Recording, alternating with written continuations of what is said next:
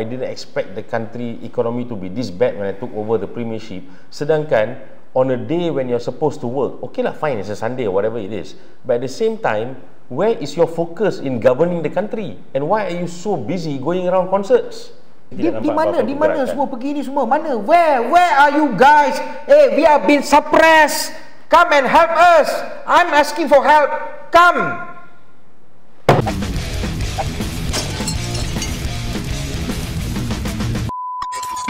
Assalamualaikum. Waalaikumsalam. Selamat datang ke Cili Kasih Taruh. Terima kasih.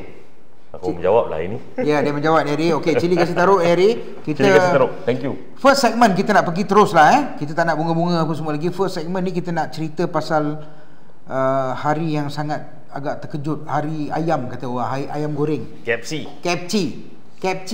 KFC. You know? Ada konsert. Apa ini ya? Ada konsert? Ada konsert. Konsert ni siapa buat? KFC buat? Saya tak tahu siapa yang buat konsert tu. Tapi dia tulis ada logo dia semua KFC kat belakang tu KFC is owned by Jacob. Ya, Jacob. Tapi saya faham tak faham satu benda je. Kenapakah kita di Malaysia ni masih terlalu obses dengan konsert-konsert sebegini? Tak, dia macam ni lah. Adakah saya tanya soalan yang sensitif? Okey, tak apa. Okay. Tak apa. Because sekarang ni jadi satu trauma bila mana orang kata, kau cerita pasal konsert ni, takkan anak-anak muda nak berhibur, tak boleh. Boleh kau nak berhibur, tak ada masalah. Tapi berpada-pada. Bukan berhibur. Ada batasan. Apa benda kita buat dalam live pun kena ada batasan. Contoh macam itu ni, macam hari tu dia buat satu apa dia panggil tu sama yang jadi 1975 tu yang cium mulut dekat jantan dengan jantan tu atas stage. Wipes Festival. The Wipes Festival, okey.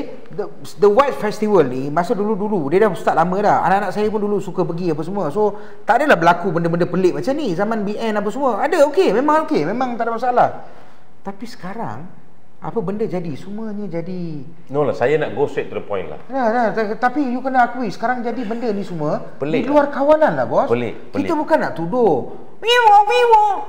Tak mau. Itu macam tak mau. Pelik. Sekarang apa yang berlaku pelik lah. No, saya nak pasal lah sekejap masa 1975 ni, kita cerita balik 1975 ni. Kita nak cepat ni. 1975 tu dia biar di story pasal dia cium tu, lepas tu dia siap marah-marah kerajaan, marah agama kita apa semua, dia siap pergi, lepas tu tutup lampu. Macam ada plan pula kan. So sekarang ni kita pergi pada KFC. Okey, KFC punya cerita ni di apa semalam kita nampak PMX ada kat situ. Ini yang saya nak masuk tadi. PMX ada situ. Why must the Prime Minister, with all due respect lah to his team, to his advisors, and also to the Prime Minister. Fahmi Fazil was there beside him. Why must he attend this kind of function? Hi, Mami's boy. Kenapa Perdana Menteri perlu attend function-function sebegini? Kenapa, Fahmi? Why must the Prime Minister of this country, Prime Minister of Malaysia, pergi kepada event-event konsert-konsert sebegini? Dan yang paling sedihnya adalah kita tahu bila ada konsert-konsert sebegini akan berlakulah, nombor satu, dia akan buka dance floor. Nombor dua, dance floor tu akan memang penuh dengan macam-macam orang. Dan saya tengok kan, the people dancing there out of control dan sebagainya. This is our future generation. Mengapakah Perdana Menteri negara ini masih ada masa untuk pergi buat program-program sebegini? Dan the worst part saya difahamkan, ada kesekumpulan anak-anak tahfiz kat situ juga. Anak tahfiz kan? Tengok ini videonya. Nampak tak? Producer, tengok. Why? Nampak? Tengok ni Allah comel ya Allah. PM and wife turun tu. Saya masih tak faham kenapa lepas tu tiba-tiba jadi merah nampak. Negara ini dikala negara sedang mengalami krisis ekonomi, ketidaktentuan mata wang, masalah berkaitan dengan harga barang, masalah berkaitan dengan isu yang tak selesai berkenaan federal dengan kerajaan negeri, masih ada masa nak pergi kepada konsert sebegini. Kau percaya? Tak adalah. Ini semua fitnah lah. You fitnah lah, Rafiq. Menurut dubuk-dubuk munafik berkunyit kata, negara kita sekarang aman damai, kita semua kaya raya, kita boleh spend duit suka-suka hati kita, ikut pada GDP, ikut pada inflasi sekarang ni tengah menurun apa semua. Sekarang rakyat Malaysia kaya, prosperous, PM bantu macam-macam sekarang. Tapi itu semua dalam Hayalan saja. You nak engage dengan youth, setuju. You nak bertemu dengan anak muda, setuju. Tapi janganlah buat dalam program-program sebegini. Engage lah anak muda kita dalam ilmiah. Engage lah anak muda kita untuk program-program membina jati diri. As parents, we should be really shocked dalam keadaan-keadaan konsert sebegini, Prime Minister turun. Dan ada kat situ. Saya cakap direct ya? Tak, betul. I mean, you know, when orang tengah rongeng ke, apa dia panggil tu? Producer, dia panggil apa tu? Rave ke apa benda tak macam beruk tu, lompat-lompat tu. Prime Minister was there and he was looking at Fahmi Fadzil gelak, dia pun gelak, seronok, happy je semua kan. Tak apalah. Kalau kau nak bawa macam ni liberal, kau mengaku je lah. Tak payahlah kau berlakon sekejap kau kata nak bawa hadis Nawawi 40, lepas tu kau nak petikai apa semua. Populist lah. You populist become a populist Prime Minister. Tak, kita tak marah. Be yourself. Direction. Kau cakap terus terang. Kau bagi tahu aku nak macam ni, aku nak macam ni. Then kau jangan jadi macam sini mengontak, sana mengontak, tapi kau nak dua-dua. What are you actually? Who are you actually? Can you please tell us, what are you? Dah 9 bulan tak nampak apa-apa. Lepas tu janganlah guna sana sini untuk kata kau nak masa lebih, tak syok lah macam tu. How can you say you need more time? How can you say masa tak mencukupi? How can you say that I didn't expect the country economy to be this bad when I took over the premiership? Sedangkan on a day when you're supposed to work, okay lah, fine, it's a Sunday or whatever it is, but at the same time, where is your focus in governing the country? And why are you so busy going around concerts? Answer, because Cili Kasih Taruk is putting you in the center to answer this question. Please. We'll catch you up later in our program. Sila jawab, Noah. Mat! Mat! Cepatlah sikit buat nasi goreng tu. Kau ni lembab lah, Mat. Nasi goreng pun buat lambat. Apa benda kau ni? Sekejap. Salim, kau panggil siapa? Ahmad Maslan. Dia CGPA 3.9, 4.0, 8.4. Tak ada. Dia hari ni rehat daripada nasi goreng. Apa saya? Sebab sekejap. Kau letak dulu. Dia rehat daripada nasi goreng. Aku nak Dia tak goreng hari ni nasi. Dia hari ni dia jadi expert law. Dia jadi expert law. Terima kasih kerana follow kita lagi. Cili Kasih Taruk. Apa yang Ahmad Maslan buat sekarang ni?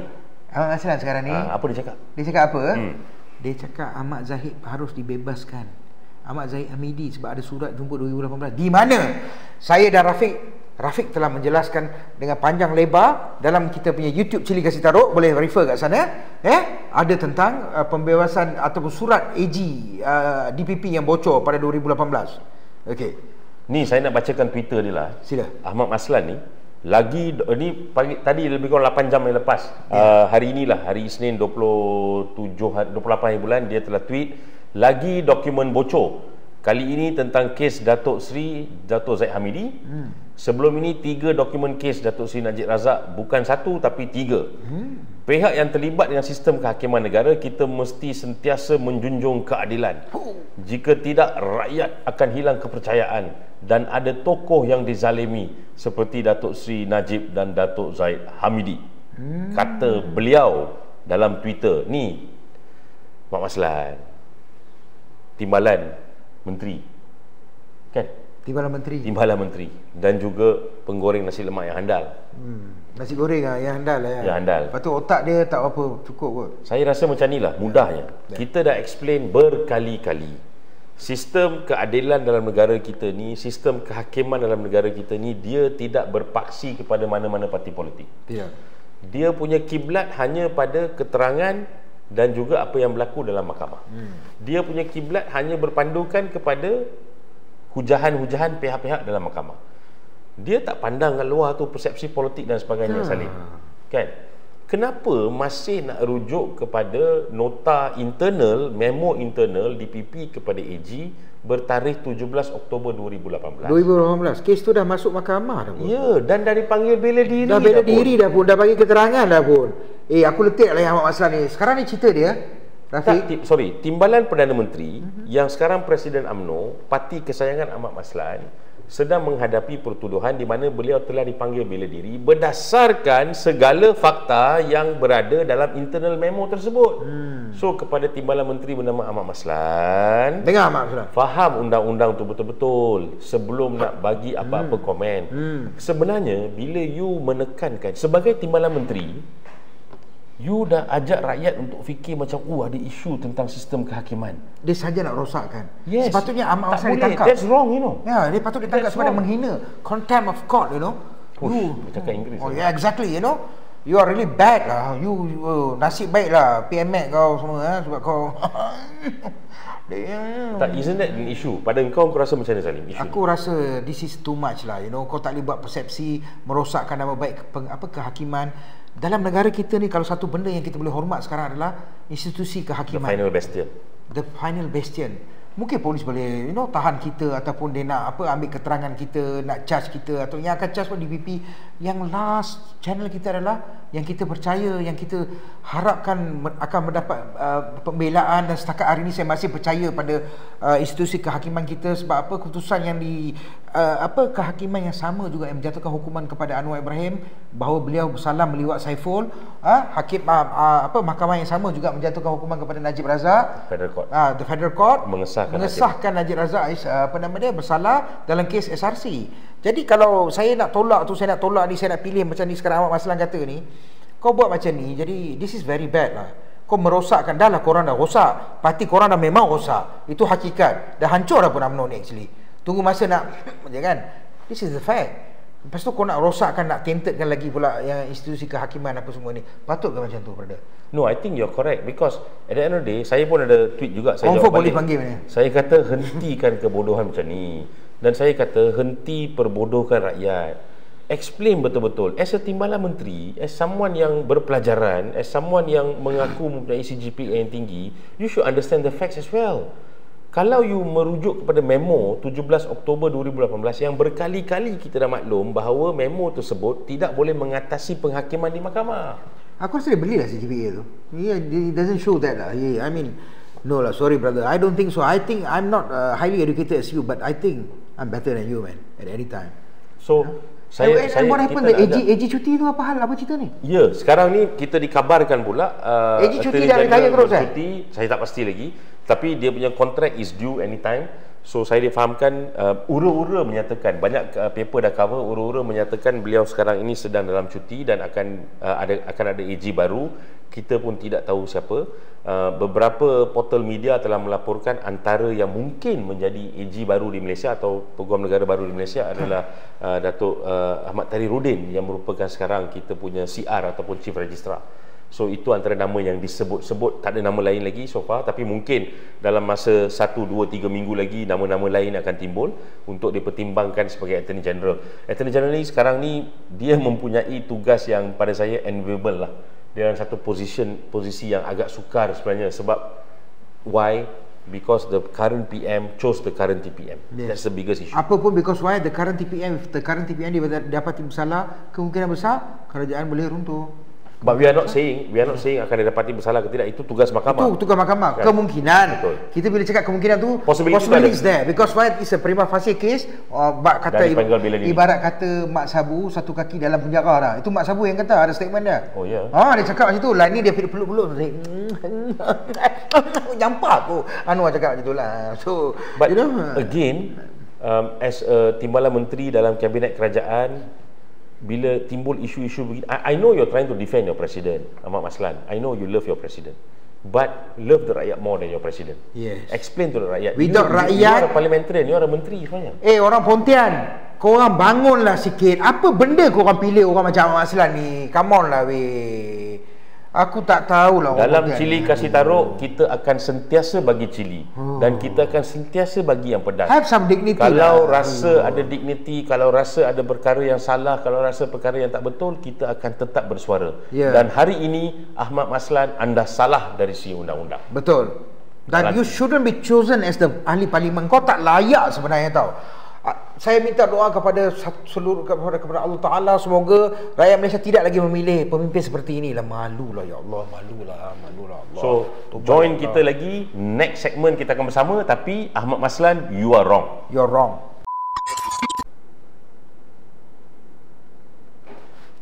Tak boleh bersuara. Tak boleh bersuara di Malaysia. Betul ke Salim? Selagi ada Badut, Mamis Boy, Fahmi Fazil. Pagi tadi Fahmi Fazil. Ini hari berapa hari bulan Encik Rafiq? 28 hari bulan 8. 28 hari bulan. Pagi tadi Fahmi Fadzil, kalau you tengok dekat Twitter dan dekat social media, dia panggil Fahmi Fadzil ni Goebbels. Bukan saya panggil ya, mereka panggil. Goebbels ni Menteri Komunikasi dan Digital Malaysia. Ya, dia ni jenis yang panggil orang, kau jangan bagi ni, jangan bagi bos aku ni, bos aku jangan bagi susah hati, bos aku nanti pergi konsert KFC nanti dia takut nanti semua. So I don't know lah, Fahmi Fadzil, what are you trying to do? What are you trying to do? What are you trying to do? This is the dark days of the media. Ramai sebenarnya kenapa aku cakap menulis dark days of the media? Tolong cerita sikit why, please. No, ramai yang dah start menulis tentang isu media disekat. Kita pernah sebenarnya cerita pasal benda ni banyak kali. Sebelum ni banyak influencers, sebelum ni even yourself, Wee Chu Kiong, Papa Gomo, Ratu Naga, semua ni banyak disekat. Tapi it escalated further to media corporations. Utusan TV pernah kena, Malaysia Now pernah kena, TV per TV kena, Awesome TV kena. So banyak sebenarnya. TV Hijrah pula nak kena juga. Saya difahamkan TV Hijrah ni case lagi lah sedih. Dia rerun the story of rerun cerita lama kan? Cerita lama yang ada Idris Ahmad dalam tu. Orang PAS. Idris Ahmad tu orang PAS, ahli Parlimen Bagan Serai. Idris Ahmad tu bekas Menteri Agama. Di bawah kerajaan terdahulu lah. So apa yang berlaku, disebabkan itu dia orang kena question because of that. I mean, what are we going to? Apa kita nak jadi ni? Saya dah cakap kita akan jadi police state. Saya merasakan begitu. Ya, police state, okey. Tapi yang lawan dia ni adalah orang yang 1998 dipecat kerana salah guna kuasa dan kes liwat. Okey, tetapi waktu itu dia gunakan rakyat-rakyat semua untuk kejalanan apa semua, mengatakan kebebasan bersuara. Waktu tu dia orang bagi tahu media was in the dark days. Mahathir zalim, Maha Firaun, Maha lah. Yang aku tahu dia Mahathir yang sekat, Mahathir yang stop, Mahathir yang guna ISA, Mahathir yang sekat kebebasan bersuara. Tapi zaman Mahathir sekat tu pun suara keadilan ada. Harakah duk distribute kau-kau main semua. Paling tinggi sales Harakah masa tu. Lepas tu belum lagi surat khabar nyamuk je ingat lagi. Surat laser belum potong. Korang potong, kita dulu potong pakai gunting tau. Gunting, tutung pisau atau batang pisang. Korang ni semua laser macam tu je. Tak sama dengan kita. Sebab tu korang senang dibodohkan. Jadi bila abang-abang ni cerita, pakcik-pakcik ni cerita, dengarlah. Dia sekarang ni masalah paling besar adalah, macam saya selalu maklumkan dan saya percaya sedang berlaku, kerajaan seolah-olah membina naratif bahawa rakyat Malaysia follow kita. Ini je cara pemikiran. Tunnel vision. Sedangkan rakyat Malaysia yang matang dalam demokrasi yang sebegini matang, kita seharusnya berpandangan sebegini. Mendapat pelbagai liputan media, membaca pelbagai perkara, mendengar pelbagai angle sebelum kita buat keputusan. You don't believe us dalam cili kasih taruh saja. You tengoklah podcast lain, you bacalah paper lain, you buat carian you sendiri, kemudian you hadam dan buat keputusan. Itulah kebebasan bersuara. Itulah kebebasan dan hak untuk berfikir. Itulah sebenarnya demokrasi. Bukan seperti mana yang berlaku sekarang. Sedikit kritik kerajaan saja padam. Sedikit bercakap against vision kerajaan saja salah. Because that's what is happening right now. Dan media pun terasa benda tu. You tahu tak, 1 bulan saya tak ada telefon, line telefon dengan internet ni. Sampai sekarang tak ada lagi. Bila kau tak ada line telefon dengan line internet ni, yang susahnya betul, saya duk tumpang internet orang, wife punya internet kat rumah apa semua kan. Lepas tu saya pergi mana dekat kedai-kedai terpaksa kena cari apa internet wifi saya kena buat. Saya bila nak berurusan dengan bank, dengan mana-mana semua, saya perlukan TAC code ataupun saya perlukan kod-kod yang dia hantar tu semua saya tak boleh buat because line telefon saya disekat. You call telefon saya tak boleh dapat, saya tak boleh keluar, mesej semua tak boleh masuk, tak boleh keluar mesej semua, apa pun tak dapat lah. Kenapa kau sekat? The sad part adalah apabila media-media yang disekat ini bertanyakan soalan kepada SKMM, SKMM jawab bahawa mereka ada kuasa dan mereka tidak akan komen perkara-perkara berkaitan siasatan. At least tell them what is wrong. Apa yang wrong, apa yang kau siasat, sebab apa boundary tersebut. But now bila SKMM menjawab sebegitu rupa, seolah-olah macam SKMM kata no, keep quiet, jangan cakap, tunggu kita habis siasat. Kita negara apa ni? Kita negara apa ni? That's why I'm telling you. Tun Dr. Mahathir menyatakan beberapa minggu lepas, are we turning into a police state? Saya boleh sahkan perkara itu sedang berlaku sekarang. Sebab kritikan-kritikan kepada polisi-polisi kerajaan daripada media-media outlet ini sekarang ni nampaknya muted. The muting of the media. This is real. Benda itu berlaku sekarang. Mahu tak mahu kita kena terima fakta dan hakikat bahawa banyak sekarang ini berlakunya silencing of the media, silencing of the critics. Sampai orang TV kena tendang keluar daripada perarakan Hari Kebangsaan, apa semua. Apa kau nak buat ni Fahmi Fazil? Aku tak rasa Fahmi ni ada otak boleh fikir. Aku rasa dia ni just a robot yang dapat arahan daripada dia. Yang kita selalu tekankan dalam Cili Kasih Taruk adalah sebagai rakyat Malaysia, sebagai sebuah negara yang ada amalkan prinsip demokrasi secara perlembagaan, kebebasan bersuara itu dijamin. Saya setuju kebebasan bersuara tidak bermaksud kebebasan untuk menaburkan fitnah. Dan saya juga setuju kerajaan mempunyai kuasa dan mempunyai undang-undang untuk menyekat setengah-setengah perkara daripada kebebasan secara 100%. Itu termaktub dalam undang-undang. Tetapi adakah hanya tidak bersetuju dengan pendapat kerajaan, atau tidak bersetuju dengan perjalanan kerajaan, atau tidak bersetuju dengan polisi kerajaan, tidak bersetuju dengan dasar kerajaan, dan sebaliknya memberi cadangan-cadangan lain, adakah itu pun dikira ini salah ni, sekat? Because right now that is what is happening. Exactly. Itu yang sedang berlaku sekarang ni. Tak boleh langsung, apa pun tak boleh, semua nak tutup. Lepas tu dia hantarnya cyber trooper dia. Cyber trooper yang kurang cerdik, otak IQ yang bawah 10 rasanya, yang saya pakai dubuk munafik berkunyit ni, masuk, kau sebar fitnah padan muka. Kalau you baca terasa hati tau. Bila kita cakap pasal bila lain aku nak dengar padan muka, kau lain kena sekat sebab kau kaki fitnah. Padan muka. Kau ingat satu, Fahmi, tak ada apa yang kekal di dalam dunia ni, hanya Allah. Yang kita duk naik sekarang ni, satu hari kau jatuh nanti macam mana? Kalau servis bertukar tangan katakan. Bila kerajaan baru buat kau macam tu, korang nak angkat bendera lagi ke? Putih, hijau, pelangi. Korang nak guling-guling dalam jalan ke? Nak cakap pasal kebebasan media ke? Reformasi. Sekarang the worst part adalah kerajaan yang ada sekarang merupakan kerajaan yang sama yang telah menjual kepada tuan-tuan perempuan di luar itu sepanjang 2 minggu kempen PRU15 bahawa mereka akan memansuhkan atau menghadkan penggunaan undang-undang yang dikatakan quote-unquote kejam seperti Multimedia Draconian Act, Law, seperti Akta Multimedia tersebut, Komunikasi Multimedia 1998. Tapi saya tak faham lah, mana pergi bersih C4, Cynthia Gabriel, are you sleeping? What the hell is this, man? Why you all are so quiet? Bersih semua ke korang memang suka macam ni? Tak, itu timbul balik cerita dia.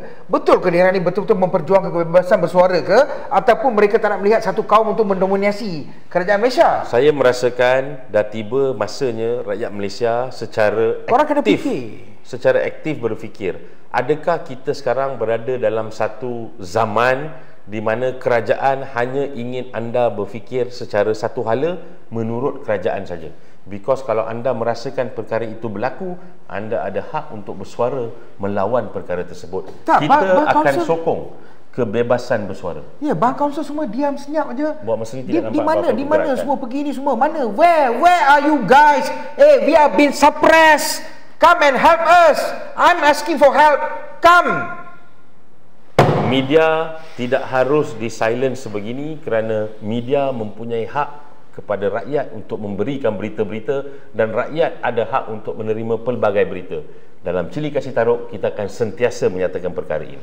Terima kasih.